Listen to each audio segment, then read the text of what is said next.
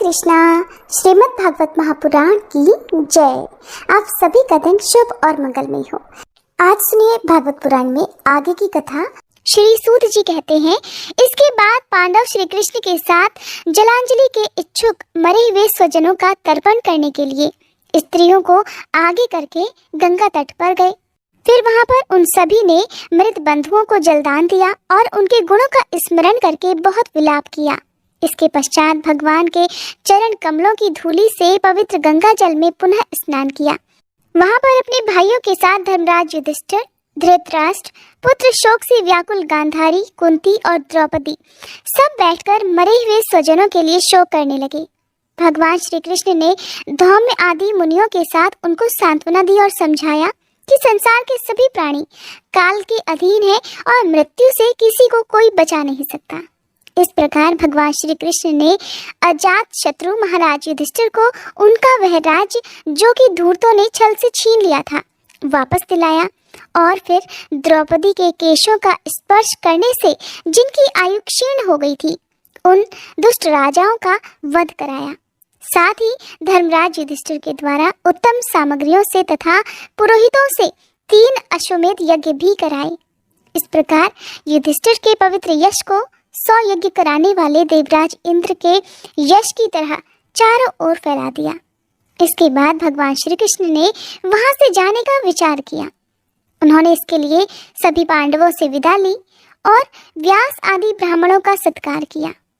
उन लोगों ने भी भगवान का बड़ा ही सम्मान किया। इसके पश्चात सात्यकी और उद्धव के साथ द्वारका जाने के लिए भगवान श्री कृष्ण रथ पर सवार हो गए।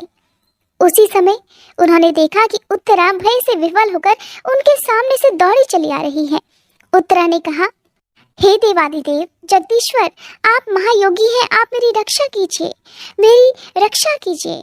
हे प्रभु, आपके अलावा इस लोक में मुझे अभय देने वाला और कोई नहीं है, क्योंकि यहाँ पर सभी परस्पर एक दूसरे की मृत्यु के निमित्त बन रहे हैं। हे प्रभु, आप तो सर्वशक्तिमान हैं। ये दहकते हुए लोहे का बाण मेरी ओर दौड़ा आ रहा है।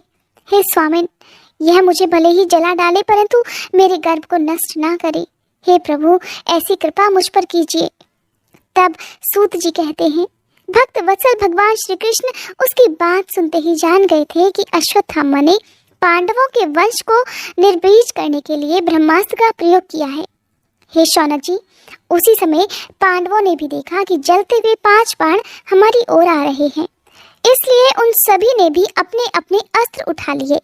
सर्वशक्तिमान भगवान श्री कृष्ण ने अपने अनन्य प्रेमियों पर, शरणागत भक्तों पर बहुत बड़ी विपत्ति आई है ऐसा जानकर अपने निज अस्त्र सुदर्शन चक्र से उन निज जनों की रक्षा की। योगेश्वर श्री कृष्ण समस्त प्राणियों के हृदय में विराजमान आत्मा है। उन्होंने उत्तरा के गर्भ को पांडवों की वंश परंपरा चलाने के लिए अपनी माया के कवच से ढक दिया। हे शौनक जी, यद्यपि ब्रह्मास्त्र अमोघ है और उसके निवारण का कोई उपाय भी नहीं है, फिर भी भगवान श्री कृष्ण के तेज के सामने आकर ब्रह्मास्त्र भी शांत हो गया। ये कोई आश्चर्य की बात नहीं समझनी चाहिए, क्योंकि भगवान तो सर्वाश्चर्यमय है। वे ही अपनी निज शक्ति और माया से स्वयं अजन्मा होकर भी इस संसार की सृष्टि, रक्षा और संहार करते हैं। इस प्रकार जब भगवान श्री कृष्ण वहां से जाने लगे तब ब्रह्मास्त्र की ज्वाला से मुक्त अपने पुत्रों के और द्रौपदी के साथ सती कुंती ने भगवान श्री कृष्ण की इस प्रकार स्तुति की।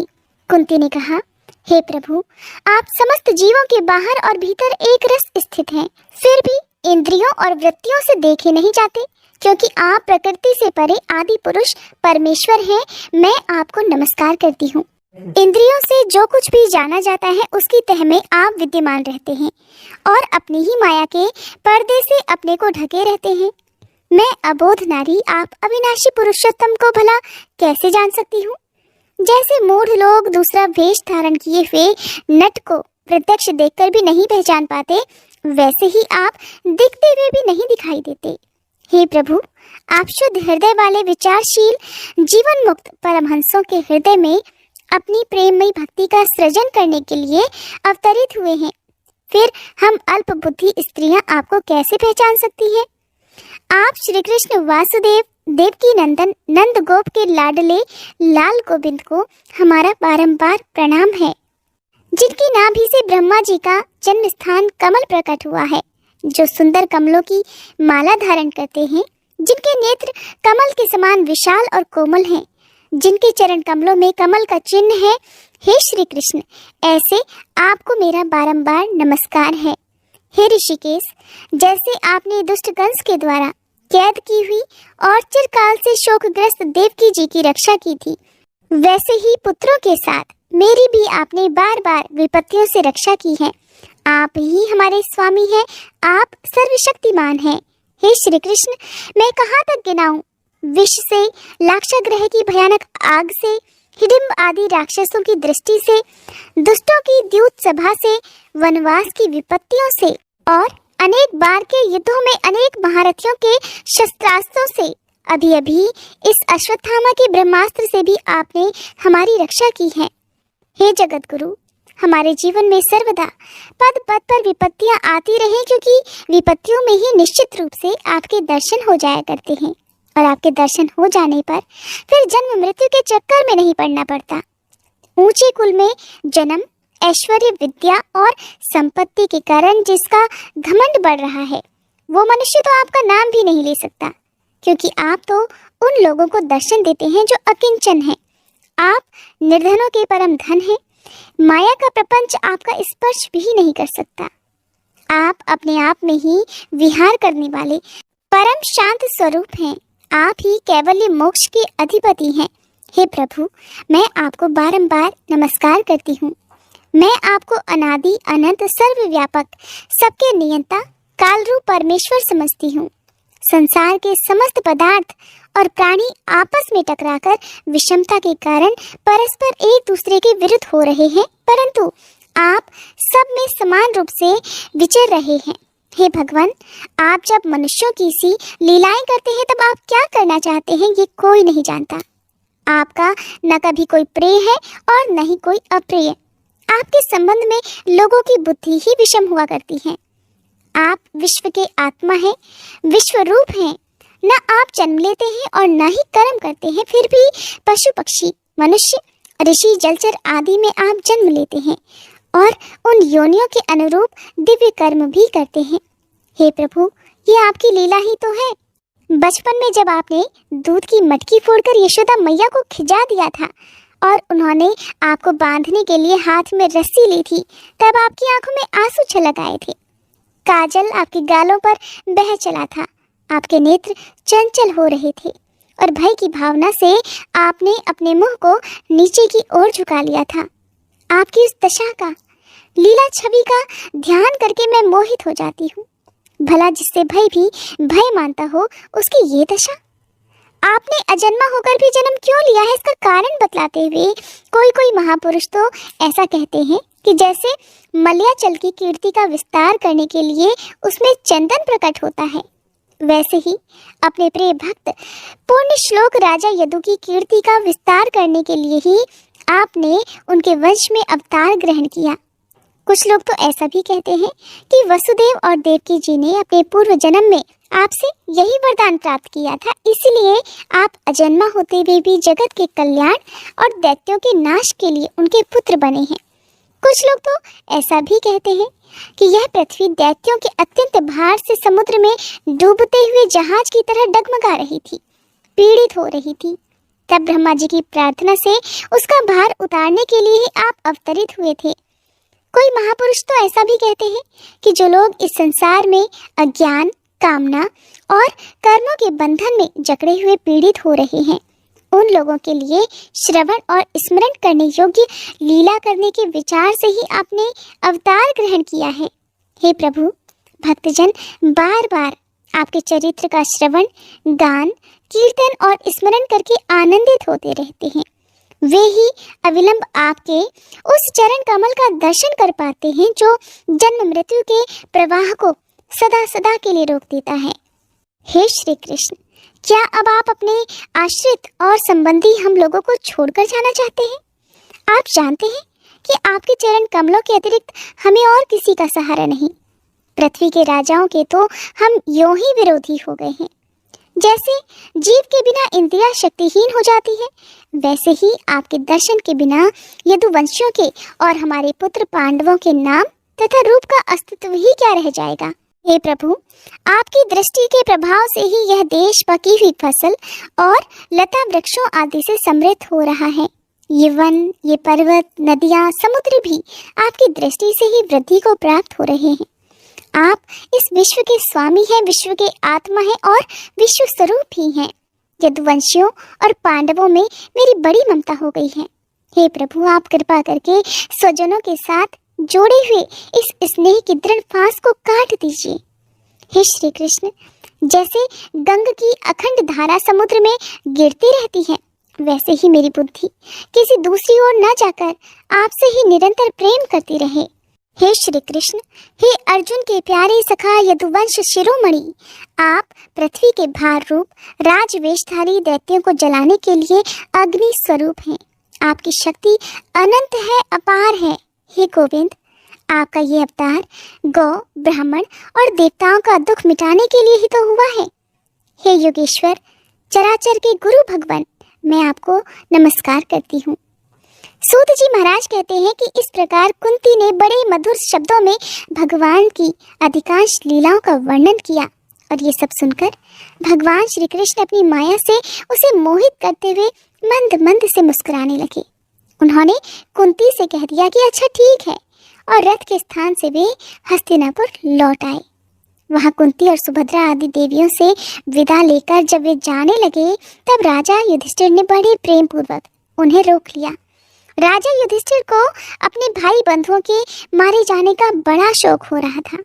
भगवान की लीला का मर्म जानने वाले व्यास आदि महर्षियों ने और स्वयं अद्भुत चरित्र करने वाले भगवान श्री कृष्ण ने भी अनेकों इतिहास कहकर उन्हें सांत्वना देने की, उन्हें समझाने की बहुत चेष्टा की, परंतु उन्हें सांत्वना नहीं मिली। उनका शोक भी कम नहीं हुआ। हे शौनक आदि ऋषियों, धर्मराज युधिष्ठिर को अपने स्वजनों के वध से बड़ी चिंता हुई। वे व्याकुल मन से स्नेह और मोह के वश में होकर कहने लगे, भला उस दुरात्मा हृदय में वृद्ध मूल हुए इस अज्ञान को तो देखो। मैंने सियार कुत्तों के आहार इस अनात्मा शरीर के लिए अनेक अक्षौहिणी सेना का नाश कर डाला। मैंने बालक ब्राह्मण संबंधी मित्र, चाचा, ताऊ, भाई बंधु और गुरुजनों से द्रोह किया है। करोड़ों वर्षों में भी नरक से मेरा अब छुटकारा नहीं हो सकता। यद्यपि शास्त्र का वचन है कि राजा यदि प्रजा का पालन करने के लिए धर्म युद्ध में शत्रु को मारे तो उसे पाप नहीं लगता, फिर भी मुझे इससे बिल्कुल संतोष नहीं होता। स्त्रियों के पति और भाई बंधुओं के मारने से उनका मेरे द्वारा यहाँ जो अपराध हुआ है, उसका मैं गृहस्थोचित यज्ञादि के द्वारा मार्जन करने तक में समर्थ नहीं हूँ।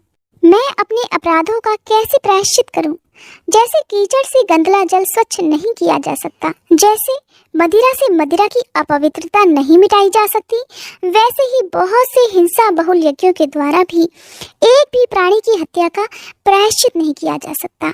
आपने मेरे चैनल पर भी एकादशी व्रत की बहुत सी कथाएं सुनी होंगी, और एकादशी की कथा धर्मराज युधिष्ठिर को स्वयं भगवान कृष्ण ने सुनाई थी। एकादशी का महात्म्य बताते हुए या कथा सुनाते हुए भगवान कृष्ण युधिष्ठिर को सांत्वना देने का प्रयास करते हैं। एकादशी का व्रत अपने पूर्व जन्म के या वर्तमान के पापों का नाश करने के लिए रखा जाता है। साथ ही अपने पितरों की शांति और उनकी मोक्ष कामना से एकादशी का व्रत रखकर व्रत की कथा सुनी जाती है। इसीलिए समय समय पर भगवान श्री कृष्ण धर्मराज युधिष्ठिर को एकादशी व्रत का महात्म्य सुनाते रहते हैं। सूत जी कहते हैं कि हे ऋषियों, इस प्रकार राजा युधिष्ठिर प्रजाद्रोह से भयभीत हो गए। फिर सब धर्मों का ज्ञान प्राप्त करने की इच्छा से उन्होंने कुरुक्षेत्र की यात्रा की, जहाँ पर भीष्म पितामह शरशैया पर पड़े हुए थे, क्योंकि भीष्म पितामह को इच्छा मृत्यु का वरदान प्राप्त था। तब हे शौनकादि ऋषियों, उस समय उन सभी भाइयों ने स्वर्ण जटित रथों पर, जिनमें अच्छे अच्छे घोड़े जुते हुए थे, सवार होकर अपने भाई युधिष्ठिर का अनुगमन किया। उनके साथ व्यास, धौम्य आदि ब्राह्मण भी थे। हे शौनक जी, अर्जुन के साथ भगवान श्री कृष्ण भी रथ पर चढ़कर चले। उन सभी भाइयों के साथ धर्मराज युधिष्ठिर की ऐसी शोभा हुई मानो यक्षों से घिरे हुए स्वयं कुबेर ही जा रहे हों। अपने अनुचरों और भगवान श्री कृष्ण के साथ वहां जाकर पांडवों ने देखा कि भीष्म पितामह स्वर्ग से गिरे हुए देवता के समान पृथ्वी पर पड़े हुए हैं। उन लोगों ने उन्हें प्रणाम किया। हे शौनक जी, उसी समय भरतवंशियों के गौरव स्वरूप भीष्म पितामह को देखने के लिए सभी ब्रह्मर्षि, देवर्षि और राजर्षि वहां आए। पर्वत, नारद, धौम्य, भगवान व्यास, ब्रह्मदक्ष, भरद्वाज शिष्यों के साथ परशुराम जी, वशिष्ठ, इंद्रप्रमद, असित, कक्षीवान, गौतम, अत्रि, विश्वामित्र, सुदर्शन तथा और भी सुखदेव आदि शुद्ध हृदय महात्मा गण और शिष्यों के सहित कश्यप, अंगिरा पुत्र बृहस्पति आदि मुनिगण भी वहां पधारे। भीष्म पितामह धर्म को और देश काल के विभाग को कहाँ किस समय क्या करना चाहिए इस बात को भली भांति जानते थे। वे महान विद्वान भी थे। उन्होंने उन बड़भागी ऋषियों को सम्मिलित हुआ देखकर उनका यथा योग्य सत्कार किया। वे भगवान श्री कृष्ण का प्रभाव भी जानते थे, इसलिए उन्होंने अपनी लीला से मनुष्य का वेश धारण करके वहां बैठे हुए तथा जगदीश्वर के रूप में हृदय में विराजमान भगवान कृष्ण की बाहर और भीतर दोनों जगह पूजा की। अब पांडव बड़े विनय और प्रेम के साथ भीष्म पितामह के पास जाकर बैठ गए। उन्हें देखकर भीष्म पितामह की आंखें प्रेम के आंसुओं से भर गईं। उन्होंने बड़े प्रेम पूर्वक पांडवों से कहा, हे धर्मपुत्रों, हाय हाय, ये बड़े कष्ट और अन्याय की बात है कि तुम लोगों को ब्राह्मण धर्म और भगवान के आश्रित रहने पर भी इतने कष्ट के साथ जीना पड़ा, जिसके तुम कदापि योग्य नहीं थे। अतिरथी पांडु की मृत्यु के समय तुम्हारी अवस्था बहुत छोटी थी। उन दिनों तुम लोगों के लिए कुंती रानी को और उनके साथ साथ तुम्हें भी बहुत बार बहुत से कष्ट झेलने पड़े। जिस प्रकार बादल वायु के वश में रहते हैं, वैसे ही लोकपालों के सहित सारा संसार काल भगवान के अधीन है। मैं समझता हूँ कि तुम लोगों के जीवन में ये जो अप्रिय घटनाएं घटित हुई हैं, वे सब भी उन्हीं की लीला है। नहीं तो जहाँ साक्षात धर्मपुत्र राजा युधिष्ठिर हो, गदाधारी भीमसेन और धनुर्धारी अर्जुन रक्षा का कार्य कर रहे हो, गांडीव धनुष हो और स्वयं श्री कृष्ण सुहृद हो, भला वहां भी विपत्ति की संभावना है। ये काल रूप श्री कृष्ण कब क्या करना चाहते हैं, इस बात को कोई नहीं जानता। बड़े बड़े ज्ञानी भी इसे जानने की इच्छा करके मोहित हो जाते हैं। हे धर्मराज युधिष्ठिर, संसार की ये सब घटनाएं ईश्वर की इच्छा के ही अधीन है। उसी का अनुसरण करके तुम इस अनाथ प्रजा का पालन करो, क्योंकि अब तुम ही इसके स्वामी और इसे पालन करने में समर्थ हो। ये श्री कृष्ण साक्षात भगवान है। ये सब के आदि कारण और परम पुरुष नारायण हैं। अपनी माया से लोगों को मोहित करते हुए ये यदुवंशियों में छिपकर लीला कर रहे हैं और इनका प्रभाव अत्यंत गूढ़ और रहस्यमय है। हे युधिष्ठिर, उसे भगवान शंकर, देवर्षि नारद और स्वयं भगवान कपिल ही जानते हैं, जिन्हें तुम अपना ममेरा भाई, प्रिय मित्र और सबसे बड़ा हित मानते हो, तथा जिन्हें तुमने प्रेमवश अपना मंत्री, दूत और सारथी तक बनाने में संकोच नहीं किया, वे स्वयं परमात्मा हैं। इन सर्वात्मा, समदर्शी, अद्वितीय और अहंकार रहित निष्पाप परमात्मा में उन ऊंचे नीचे कार्यों के कारण किसी भी तरह की विषमता नहीं होती। हे युधिष्ठिर, इस प्रकार सर्वत्र सम होने पर भी देखो तो सही, वे अपने अनन्य प्रेमी भक्तों पर कितनी कृपा करते हैं। यही कारण है कि ऐसे समय में, जबकि मैं इस समय अपने प्राणों का त्याग करने जा रहा हूँ, इन भगवान श्री कृष्ण ने मुझे साक्षात दर्शन दिए हैं। भगवत परायण योगी पुरुष भक्ति भाव से इनमें अपना मन लगाकर और वाणी से इनके नाम का कीर्तन करते हुए शरीर का त्याग करते हैं और कामनाओं से तथा कर्म के बंधन से छूट जाते हैं। वे ही देव देव भगवान अपने प्रसन्न हास्य और रक्त कमल के समान अरुण नेत्रों से उल्लसित मुख वाले चतुर्भुज रूप से, जिसका लोगों को केवल ध्यान में ही दर्शन हो पाता है, तब तक यही स्थित रहकर प्रतीक्षा करनी चाहिए जब तक मैं इस शरीर का त्याग ना कर दूं। सूत जी कहते हैं, युधिष्ठिर ने उनकी ये बात सुनकर शरशैया पर सोए हुए भीष्म पितामह से बहुत से ऋषियों के सामने ही नाना प्रकार के धर्मों के संबंध में अनेकों रहस्य पूछे। तब तत्ववेत्ता भीष्म पितामह ने वर्ण और आश्रम के अनुसार पुरुष के स्वाभाविक धर्म और वैराग्य तथा राग के कारण विभिन्न रूप से बतलाए हुए निवृत्ति और प्रवृत्ति रूप द्विध धर्म, दान धर्म, राजधर्म, मोक्ष धर्म, स्त्री धर्म और भगवत धर्म, इन सब का अलग अलग संक्षेप और विस्तार पूर्वक वर्णन किया। भीष्म पितामह इस प्रकार धर्म का प्रवचन कर ही रहे थे कि वह उत्तरायण का समय आ पहुंचा, जिसे मृत्यु को अपने अधीन रखने वाले भगवत परायण योगी लोग चाहा करते हैं। कहते हैं, अगर सूर्य उत्तरायण में हो और तब मृत्यु हो तो बार बार जीवन मरण के बंधन में नहीं बंधना पड़ता। और वैसे भी भीष्म पितामह को तो इच्छा मृत्यु का वरदान प्राप्त था, इसीलिए उन्होंने शरशैया पर पड़े रहने के बाद भी सूर्य देवता के उत्तरायण होने का इंतजार किया, क्योंकि इससे पहले सूर्य देवता दक्षिणायन में थे। उस समय हजारों रथियों के नेता भीष्म पितामह ने अपनी वाणी पर संयम रखते हुए मन को सब ओर से हटाकर अपने सामने स्थित आदि पुरुष भगवान श्री कृष्ण में लगा दिया। भगवान श्री कृष्ण के सुंदर चतुर्भुज विग्रह पर उस समय पीतांबर फहरा रहा था। पितामह को शस्त्रों की चोट से जो पीड़ा हो रही थी वो तो भगवान के दर्शन मात्र से तुरंत ही दूर हो गई थी, तथा भगवान की विशुद्ध धारणा से उनके जो कुछ भी अशुभ शेष थे वो सभी नष्ट हो चुके थे। अब शरीर छोड़ने के समय उन्होंने अपनी समस्त इंद्रियों के वृत्ति विलास को रोक दिया और बड़े प्रेम से भगवान की स्तुति करने लगे। भीष्म पितामह कहने लगे, अब मृत्यु के समय मैं अपनी यह बुद्धि जो अनेक प्रकार के साधनों का अनुष्ठान करने से अत्यंत शुद्ध और कामना रहित हो गई है, यदुवंश शिरोमणि अनंत भगवान श्री कृष्ण के चरणों में समर्पित करता हूँ, जो सदा सर्वदा अपने आनंदमय स्वरूप में स्थित रहते हुए भी कभी विहार करने की, लीला करने की इच्छा से प्रकृति को स्वीकार कर लेते हैं, जिससे यह सृष्टि परंपरा चलती है, जिनका शरीर त्रिभुवन सुंदर और श्याम तमाल के समान सांवला है, जिस पर सूर्य रश्मियों के समान श्रेष्ठ पीतांबर लहराता रहता है और कमल सदृश मुख पर घुंघराली अलके लटकती रहती हैं। उन अर्जुन सखा श्री कृष्ण में मेरी निष्कपट प्रीति हो।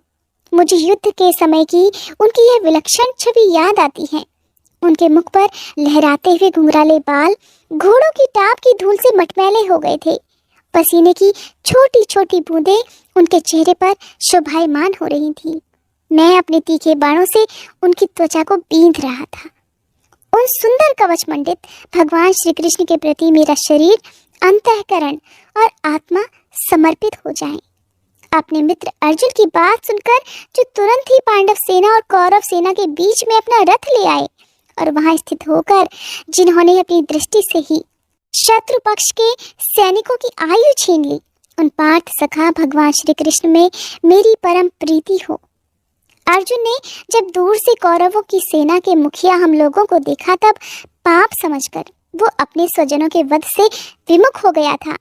उस समय जिन्होंने गीता के रूप में आत्मविद्या का उपदेश करके उसके सामयिक अज्ञान का नाश कर दिया, उन परम पुरुष भगवान श्री कृष्ण के चरणों में मेरी प्रीति बनी रहे। मैंने प्रतिज्ञा कर ली थी कि मैं श्री कृष्ण को शस्त्र ग्रहण कराकर छोड़ूंगा। उसे सत्य और ऊंची करने के लिए उन्होंने अपनी शस्त्र ग्रहण न करने की प्रतिज्ञा तोड़ दी। उस समय वे रथ से नीचे कूद पड़े और सिंह जैसे हाथी को मारने के लिए उस पर टूट पड़ता है, वैसे ही रथ का पहिया लेकर मुझ पर झपट पड़े थे। उस समय वे इतने वेग से दौड़े कि उनके कंधे का दुपट्टा गिर गया और पृथ्वी कांपने लगी। मुझ आतताई ने तीखे बाण मार मार कर उनके शरीर का कवच तोड़ डाला था, जिससे उनका सारा शरीर लहूलुहान हो रहा था। अर्जुन के रोकने पर भी वे बलपूर्वक मुझे मारने के लिए मेरी ओर ही दौड़े आ रहे थे। वे ही भगवान श्री कृष्ण जो ऐसा करते हुए भी मेरे प्रति अनुग्रह और भगवत वत्सलता से परिपूर्ण थे, मेरी एकमात्र गति हो और आश्रय हो। अर्जुन के रथ की रक्षा में सावधान जिन श्री कृष्ण के बाएं हाथ में घोड़ों की रास थी और दाहिने हाथ में चाबुक इन दोनों की शोभा से उस समय जिनकी अपूर्व छवि बन गई थी तथा महाभारत के युद्ध में मरने वाले वीर जिनकी इस छवि का दर्शन करते रहने के कारण सारूप्य मोक्ष को प्राप्त हो गए थे, उन्हीं पार्थ सारथी भगवान श्री कृष्ण में मुझ मरणासन्न की परम प्रीति हो, जिनकी लटकीली सुंदर चाल, हाव भाव युक्त चेष्टाएं, मधुर मुस्कान और प्रेम भरी चितवन से अत्यंत सम्मानित गोपियां रासलीला में उनके अंतर्धान हो जाने पर प्रेमोन्माद से मतवाली होकर जिनकी लीलाओं का अनुकरण करके तन्मय हो गई थी, उन्हीं भगवान श्री कृष्ण में मेरा परम प्रेम हो। जिस समय युधिष्ठिर का राजसूय यज्ञ हो रहा था, मुनियों और बड़े बड़े राजाओं से भरी हुई सभा में सबसे पहले सबकी ओर से इन्हीं सबके दर्शनी भगवान श्री कृष्ण की मेरी आंखों के सामने पूजा हुई थी। वे ही सबके सामने आत्मा प्रभु आज इस मृत्यु के समय मेरे सम्मुख खड़े हुए हैं। जैसे एक ही सूर्य अनेकों आंखों से अनेकों रूपों में दिखते हैं, वैसे ही अजन्मा भगवान श्री कृष्ण अपने ही द्वारा रचित अनेकों शरीरधारियों के हृदय में अनेक रूप से जान पड़ते हैं। वास्तव में वे तो एक और सबके हृदय में विराजमान हैं। उन्हीं इन भगवान श्री कृष्ण को मैं भेद रहित भ्रम से रहित होकर प्राप्त हो गया हूँ। सूत जी कहते हैं, इस प्रकार भीष्म पितामह ने मन, वाणी और दृष्टि की वृत्तियों से आत्मस्वरूप भगवान श्री कृष्ण में अपने आप को लीन कर दिया। उनके प्राण वहीं विलीन हो गए और वे शांत हो गए। तब उन्हें अनंत ब्रह्म में लीन जानकर सब लोग वैसे ही चुप हो गए जैसे दिन के बीत जाने पर पक्षियों का कलरव शांत हो जाता है। उस समय देवता और मनुष्य नगाड़े बजाने लगे, साधु स्वभाव के राजा उनकी प्रशंसा करने लगे और आकाश से पुष्प की वर्षा होने लगी। हे शौनक जी, युधिष्ठिर ने उनके मृत शरीर की अंत्येष्टि क्रिया कराई और कुछ समय के लिए वे शोक मग्न हो गए। उस समय मुनियों ने बड़े आनंद से भगवान श्री कृष्ण की उनके रहस्यमय नाम ले लेकर स्तुति की। इसके बाद अपने हृदय को श्री कृष्णमय बनाकर वे अपने अपने आश्रमों को लौट गए।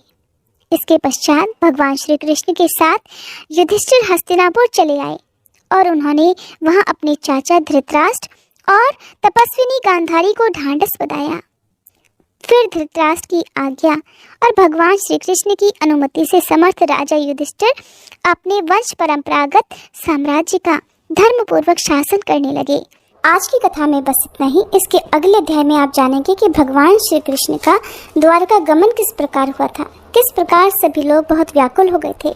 उम्मीद है आप अगले अध्याय का इंतजार जरूर करेंगे और अगर आज की ये कथा आपको पसंद आई हो तो आप इस वीडियो को लाइक करना मत भूलिएगा।